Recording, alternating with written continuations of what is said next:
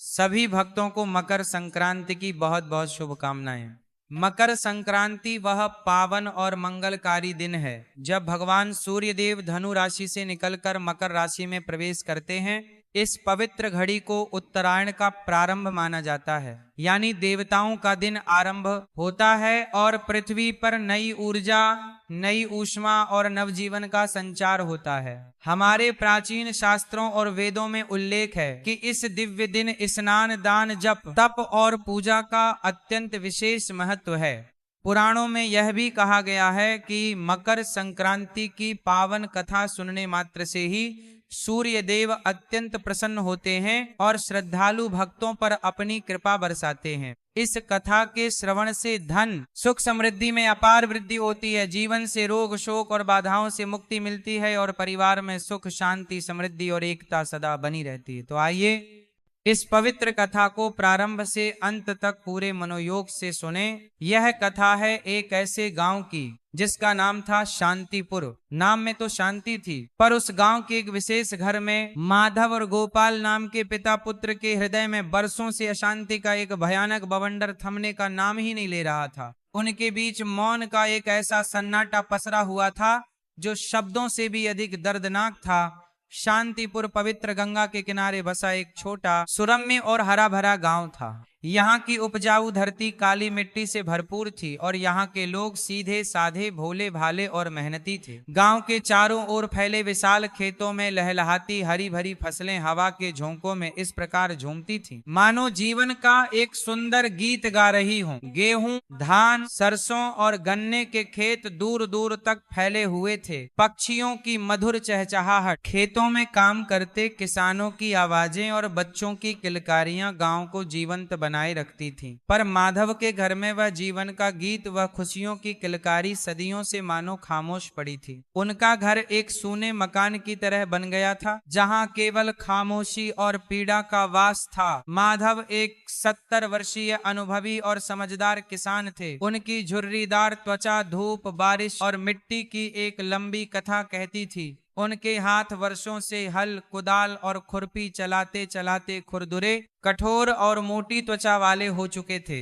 उन कर्मठ हाथों में जमीन की हर नस की गहरी पहचान थी, हर मौसम की समझ थी। उन्होंने अपने पूरे जीवन में अपनी धरती को पुत्र की तरह पाला था। माधव की आंखें गहरी, काली और अनुभवों से भरी हुई थीं, जिनमें एक शांत किंतु गहरी पीड़ा का विशाल सागर निरंतर लहराता रहता था।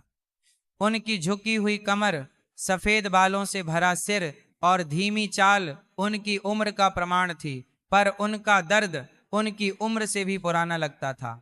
उनका पुत्र गोपाल, जो एक समय उन आंखों का तारा, उनके जीवन का उजाला और उनके बुढ़ापे का सहारा था, आज वही तारा उनसे कोसों दूर अपने ही अहंकार के विशाल और अंधकारमय आकाश में बिल्कुल अकेला चमक रहा था। गोपाल भी एक मेहनती और कर्मठ किसान था। वह एक 35 साल का मजबूत, हट्टा कट्टा नौजवान था जिसकी भुजाओं में अद्भुत शक्ति थी, शरीर में स्फूर्ति थी और विचारों में नई क्रांति, नए सपने और नई उम्मीदें थीं। पर दुर्भाग्य से उसके मन में एक गहरी कड़वाहट, एक कसक और एक अहंकार भी था जो उसे अपने प्यारे पिता से बहुत दूर ले गई थी। यह बात 5 साल पहले की है। उस वर्ष मानसून कुछ रूठा रूठा सा था।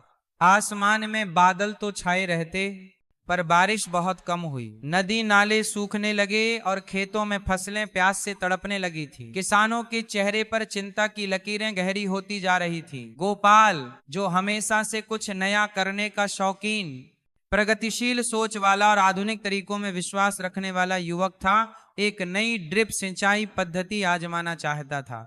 उसने शहर से आए एक कृषि विशेषज्ञ से इस तकनीक के बारे में सुना था और वह इसे अपने खेतों में लगाना चाहता था। माधव, जो परंपराओं में पले बढ़े, पुराने रीति रिवाजों का सम्मान करने वाले और अपने पुरखों के तरीकों पर अटल विश्वास रखने वाले इंसान थे, इस नए प्रयोग से सहमत नहीं थे। अरे बेटा, ये सब तो शहरों के ढोंग और दिखावा है। हमारी इस पवित्र धरती पर वही तरीका काम आता है जो हमारे पुरखों ने, हमारे बाप दादाओं ने हमें सिखाया है।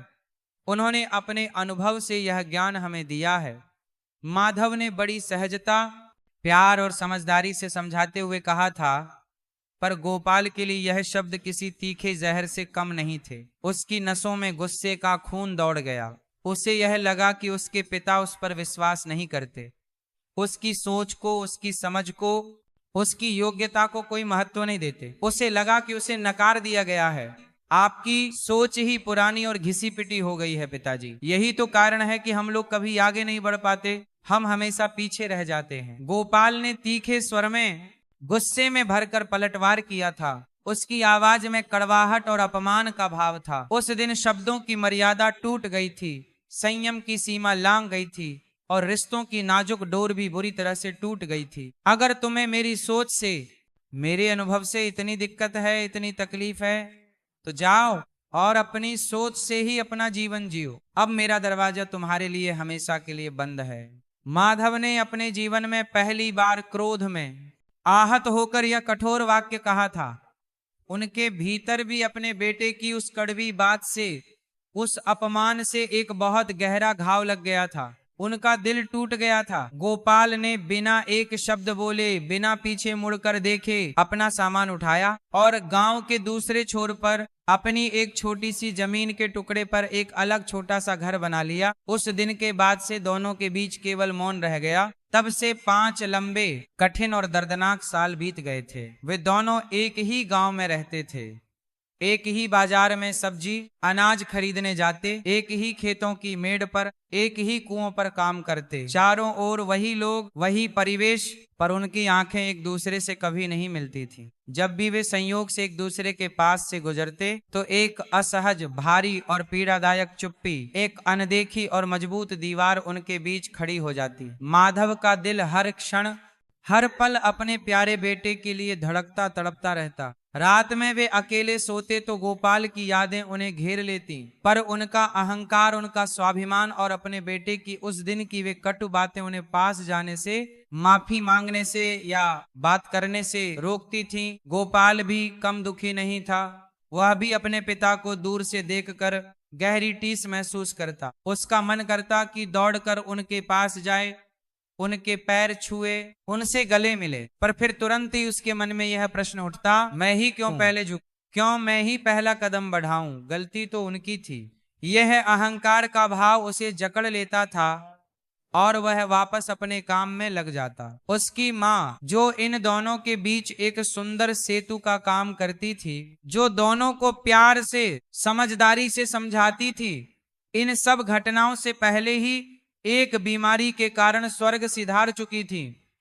उनकी दुखद अनुपस्थिति ने इस खाई को और भी गहरा और भी चौड़ा कर दिया था। अब उन दोनों के बीच बात करने वाला, समझाने वाला कोई नहीं था।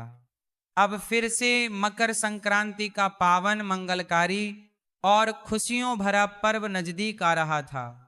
पूरे शांतिपुर गांव में उत्सव, उल्लास और उमंग का अद्भुत माहौल छा गया था। हर घर में तिल, गुड़, मूंगफली और गज्जक की सौंधी, मीठी और लाजवाब खुशबू चारों ओर फैल रही थी। छोटे छोटे बच्चे रंग बिरंगी पतंग उड़ाने की तैयारी में मस्त और व्यस्त थे।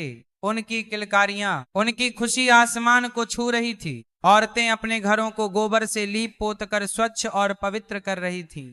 रंगोली बनाई जा रही थी, मंदिरों में घंटियां बज रही थी। यह पावन दिन सूर्यदेव के उत्तरायण होने का, दक्षिण से उत्तर की ओर उनकी यात्रा शुरू करने का प्रतीक था।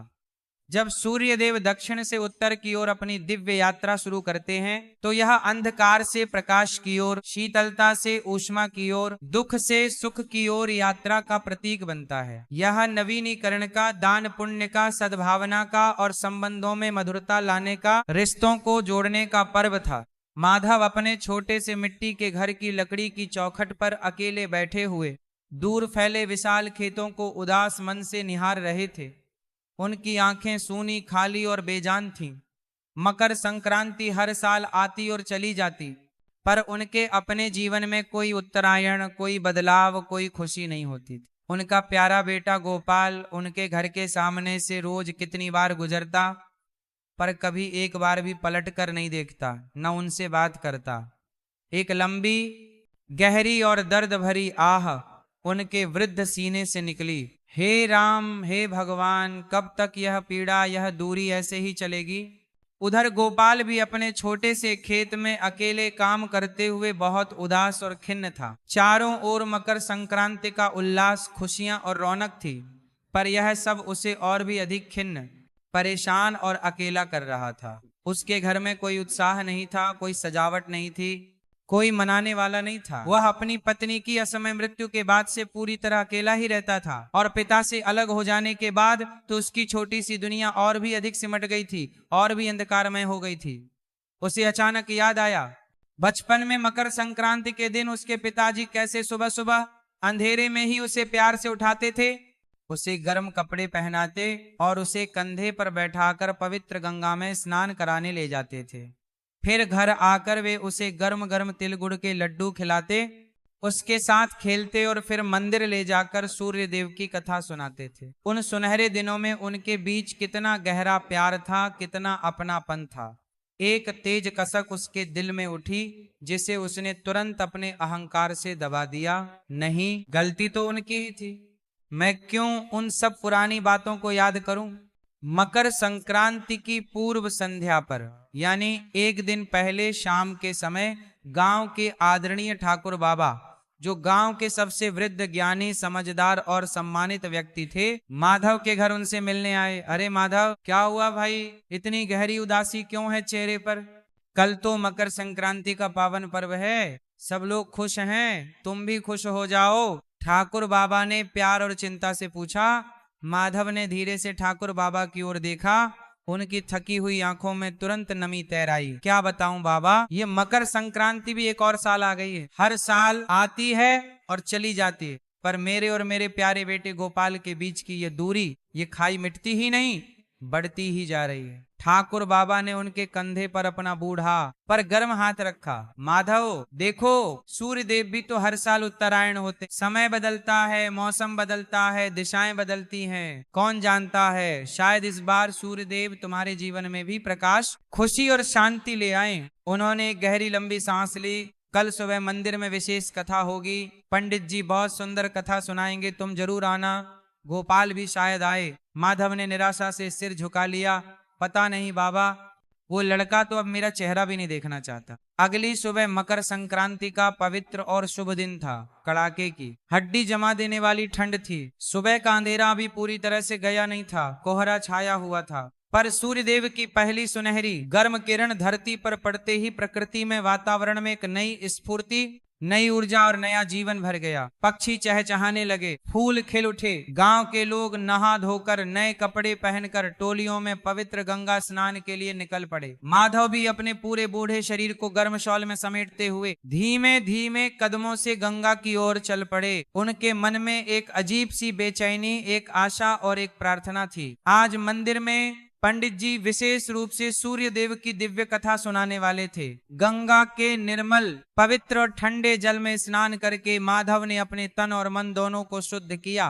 उन्होंने अपनी अंजलि में जल भरा और सूर्य देव को आदर से जल अर्पित किया। ओम सूर्याय नमः, ओम भास्कराय नमः का पवित्र जाप करते हुए उनकी आंखें बंद थीं और उनके कांपते होठों पर बस एक ही व्याकुल प्रार्थना थी, हे सूर्य देव, हे जगत पिता, कृपा करो, मेरे और मेरे प्यारे गोपाल के बीच की यह बर्फ, ये दूरी पिघला दो, हमें फिर से मिला दो। उधर गोपाल भी अपनी पुरानी आदत के मुताबिक सुबह जल्दी उठकर अपने खेतों की ओर चल पड़ा था, पर आज उसके कदम अनजाने में अचानक मंदिर की ओर मुड़ गए। उसे खुद नहीं पता था क्यों, शायद बचपन की वो मीठी यादें उसे अपनी ओर खींच रही थीं। उसने भी गंगा में डुबकी लगाई, पर बिना किसी से बात किए, अकेले ही उसकी नजरें हर जगह अनजाने में अपने पिता को ढूंढ रही थीं, पर भीड़ में वह उन्हें देख नहीं पा रहा था। उसे लगा शायद पिताजी अभी तक नहीं आए हैं। वह अपनी भीगी हुई धोती में ही मंदिर की ओर चल पड़ा। मंदिर प्रांगण में धीरे धीरे भीड़ जुटने लगी थी।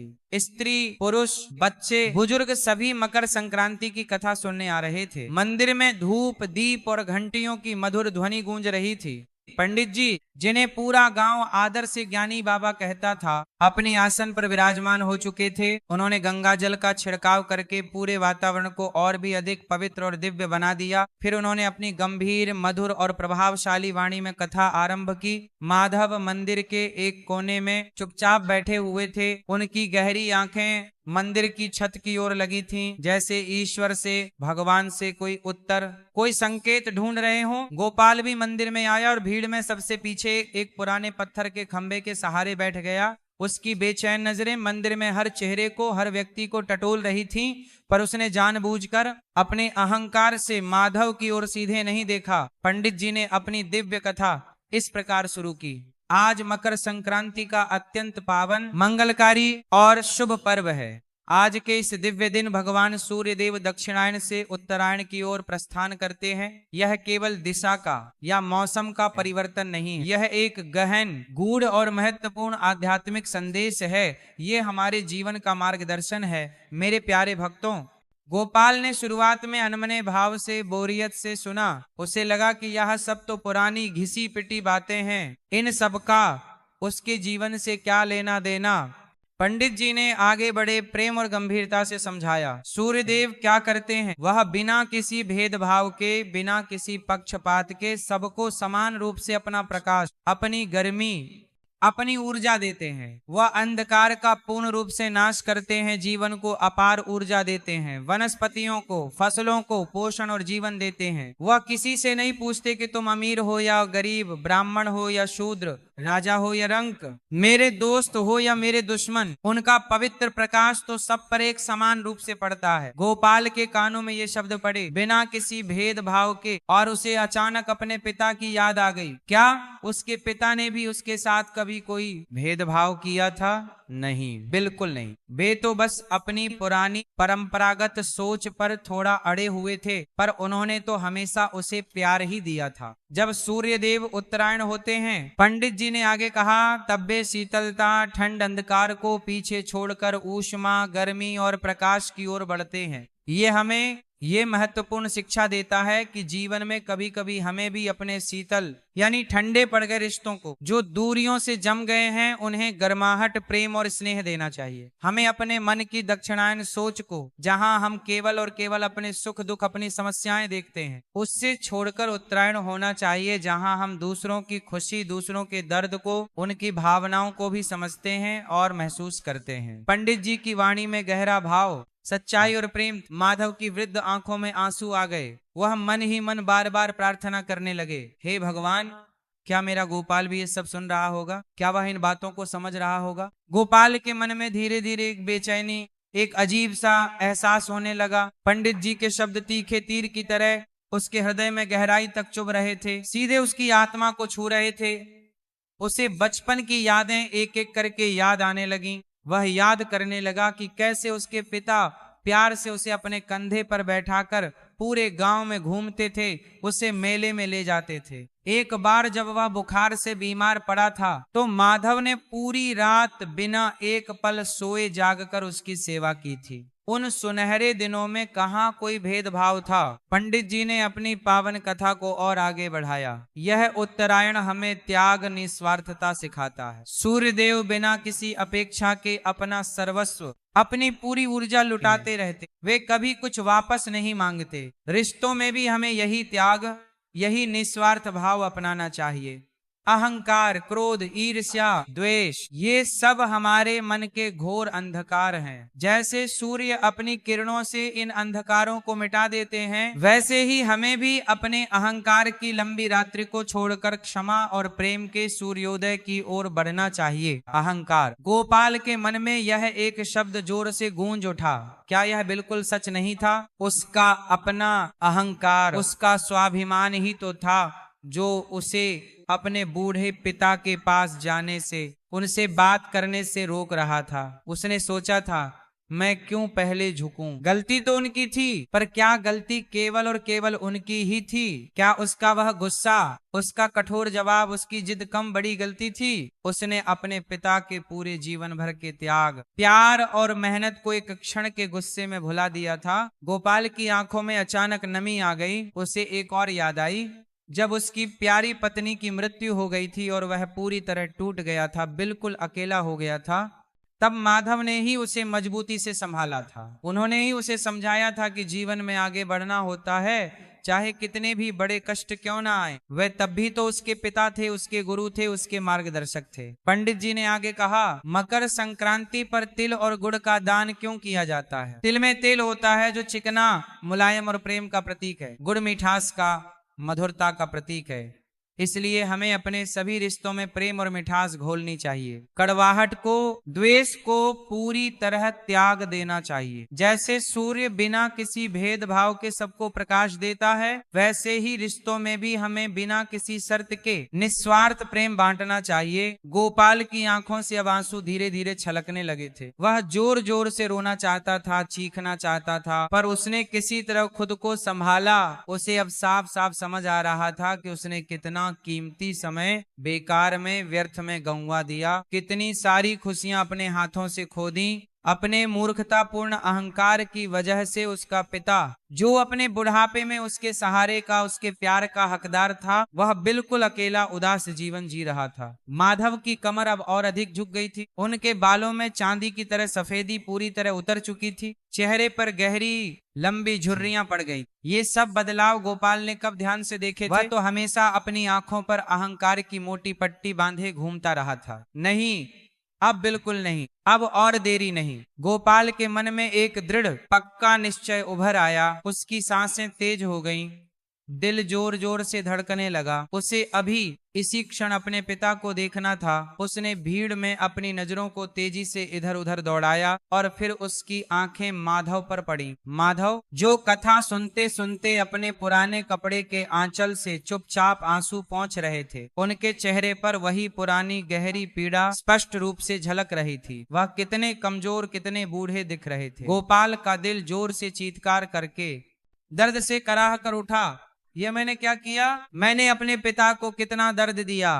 पंडित जी ने अपनी कथा का समापन करते हुए कहा, तो मेरे प्यारे भक्तों, आज सूर्य देव के उत्तरायण होने के इस पवित्र दिव्य अवसर पर आइए हम सब भी अपने मन को, अपनी आत्मा को उत्तरायण करें। अपने अहंकार को पूरी तरह त्यागें, क्षमा करें और क्षमा मांगें। टूटे हुए रिश्तों को फिर से जोड़ें, क्योंकि असली सच्ची मकर संक्रांति तभी होती है जब हमारे हृदय में भी प्रेम और क्षमा का सूर्योदय हो। कथा समाप्त होते ही मंदिर में हल्की हलचल, गतिविधि हुई। लोग धीरे धीरे अपने अपने घरों की ओर चलने लगे, पर गोपाल अपनी जगह पर पत्थर की तरह बैठा रहा। उसकी आंखों से आंसू बहना थम ही नहीं रहे थे। उसका पूरा शरीर कांप रहा था। एक अदृश्य दिव्य शक्ति उसे अपने पिता की ओर जोर से खींच रही थी। माधव धीरे धीरे बड़ी मुश्किल से उठे। उनकी पीठ झुकी हुई थी, कदम लड़खड़ा रहे थे। जैसे ही वह मुड़े, उनकी नजर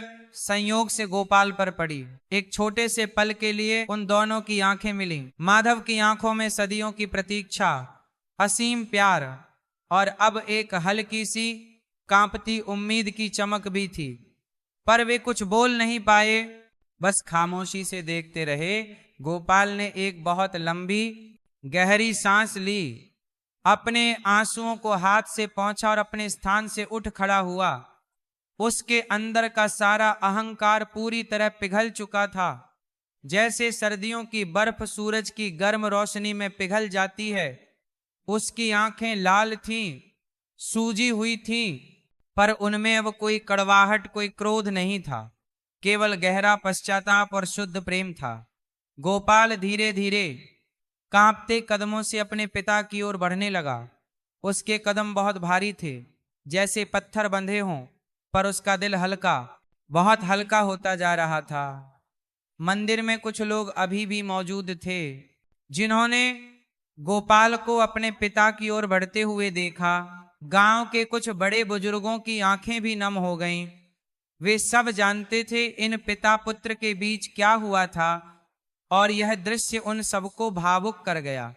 जैसे ही गोपाल माधव के बिल्कुल पास पहुंचा, उसने बिना कुछ सोचे समझे, बिना एक भी शब्द बोले, सीधे उनके पैरों पर गिर पड़ा। पिताजी, बस यह एक ही शब्द उसकी कांपती जुबान से निकला और वह उनके पैरों से कसकर लिपट कर फूट फूट कर दिल खोलकर रोने लगा। उसके गर्म आंसुओं ने माधव के वृद्ध खुरदुरे पैरों को पूरी तरह भिगो दिया। माधव एकदम चौंक उठे। उन्होंने कभी सपने में भी नहीं सोचा था कि यह दिन आएगा। उनके बूढ़े हाथ जोर से कांपने लगे। उन्होंने गोपाल को उठाने की कोशिश की, पर गोपाल उठा ही नहीं। वह बस रोता रहा, रोता रहा। मुझे माफ कर दीजिए पिताजी, कृपा करके माफ कर दीजिए। मैंने बहुत बड़ी अक्षम्य गलती की है। मेरा अहंकार, मेरा घमंड मेरी आंखों पर मोटी पट्टी बांधे हुए था। आप तो सूर्यदेव की तरह हमेशा मुझे अपना प्रकाश, अपना प्यार देते रहे, और मैं अज्ञानी मूर्ख माधव की आंखों से भी आंसुओं की तेज धारा बह निकली। उन्होंने अपने प्यारे बेटे गोपाल को कसकर, बहुत कसकर अपनी कांपती बाहों में भर लिया। वह अपने बेटे को अपने सीने से लगाए जोर जोर से रोते रहे। 5 वर्षों का दर्द, 5 वर्षों की पीड़ा, 5 वर्षों की लंबी प्रतीक्षा, सब कुछ उन आंसुओं में घुल गया, बह गया। अरे बेटा, अरे मेरे प्यारे गोपाल, मेरा लाल, मेरा बच्चा, उठो बेटा, उठो।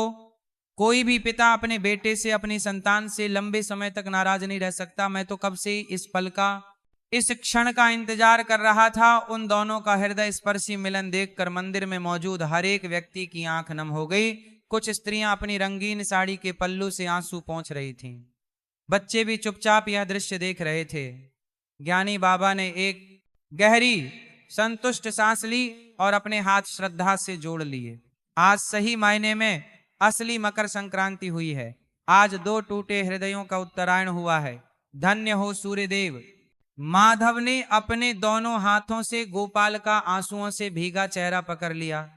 चल बेटा, अब घर चल। आज मेरे घर में, हमारे घर में फिर से तिलगुड़ बनेगा। आज मकर संक्रांति का असली सच्चा उत्सव है। आज मेरे जीवन में भी उत्तरायण हो गया। दोनों पिता पुत्र कंधे से कंधा मिलाकर एक दूसरे का सहारा बनकर मंदिर के द्वार से बाहर निकले। भगवान सूर्यदेव की सुनहरी, गर्म और दिव्य किरणें उनके चेहरों पर, उनके शरीर पर सीधे पड़ रही थीं, जैसे स्वयं सूर्यदेव उन्हें अपना विशेष आशीर्वाद दे रहे हों। गांव वाले जो रास्ते में खड़े थे, वे सब उनकी ओर प्रेम और खुशी से देख रहे थे। उनकी आंखों में अब उदासी नहीं, बल्कि एक गहरी सच्ची खुशी और संतोष था। कुछ लोगों ने ताली भी बजाई, कुछ ने जय सूर्यदेव का नारा लगाया। उस दिन शांतिपुर गांव में एक अलग ही नई रौनक, एक नया उत्साह था। माधव के छोटे से घर में बरसों बाद, 5 लंबे सालों बाद चूल्हा जला। गोपाल ने खुद अपने हाथों से लकड़ियां जलाईं। तिल, गुड़, घी और मूंगफली की सौंधी मीठी और लाजवाब खुशबू एक बार फिर से पूरे घर में, पूरे आंगन में फैल गई। दीवारों पर रंगोली बनी, दिए जलाए गए। गोपाल ने अपने बूढ़े पिता के बिल्कुल पास, उनके चरणों में बैठकर उनके हाथों से बना गर्म गर्म तिल गुड़ का लड्डू खाया। उस स्वाद में उसे अपने खोए हुए बचपन की सारी मिठास, सारी खुशियां एक साथ मिल गईं। आंखें फिर से भर आईं, पर इस बार खुशी के आंसू थे। माधव ने बड़े प्यार से, असीम स्नेह से अपने बेटे के सिर पर, उसके बालों पर हाथ फेरा।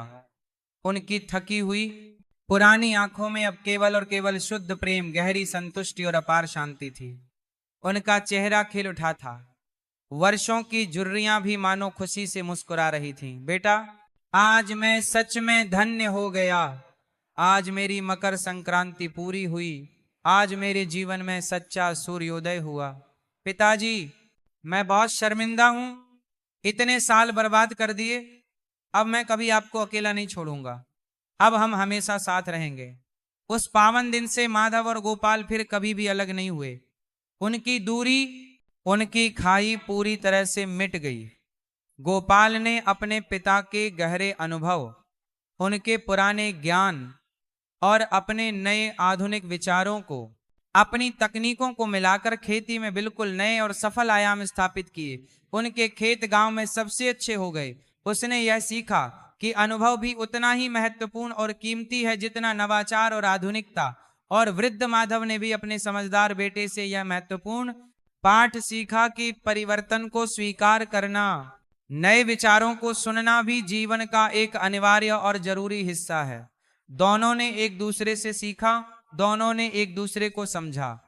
शांतिपुर गांव के लोग आज भी बड़े गर्व और प्रेम से कहते हैं कि उस पावन मकर संक्रांति के दिन केवल आसमान में सूर्य देव ही उत्तरायण नहीं हुए थे, बल्कि माधव और गोपाल के टूटे हुए बर्फीले हृदयों में भी प्रेम, क्षमा और करुणा का एक दिव्य सूर्योदय हुआ था।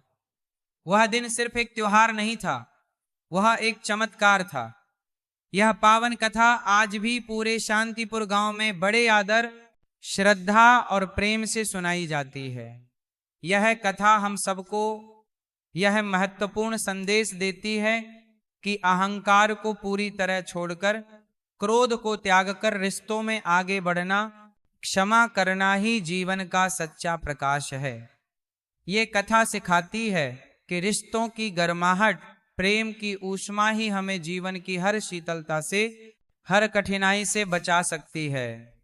और सबसे बड़ी बात यह है कि क्षमा की दिव्य शक्ति से बड़ा इस संसार में कोई दान नहीं है। तो भक्तों, इस मकर संक्रांति पर आइए हम भी संकल्प लें कि हम अपने जीवन में भी उत्तरायण होंगे, अपने मन के अंधकार को मिटाएंगे, अपने रिश्तों में प्रेम, मिठास और गर्माहट लाएंगे। किसी से कोई पुरानी कड़वाहट हो तो उसे आज ही माफ कर दें, क्योंकि जीवन बहुत छोटा है और रिश्ते बहुत अनमोल हैं। इस पावन वीडियो में मकर संक्रांति की यह दिव्य व्रत कथा यहीं पर पूर्ण रूप से समाप्त होती है। हम हृदय से कामना करते हैं कि भगवान सूर्य देव की असीम कृपा, उनका दिव्य आशीर्वाद आप सभी पर सदा सदा के लिए बना रहे। आपके जीवन में सुख, समृद्धि, शांति और प्रेम का वास हो। आपके सभी रिश्ते मजबूत हों, मीठे हों। जय सूर्य देव, जय हो जगत पिता, जय हो सूर्य नारायण।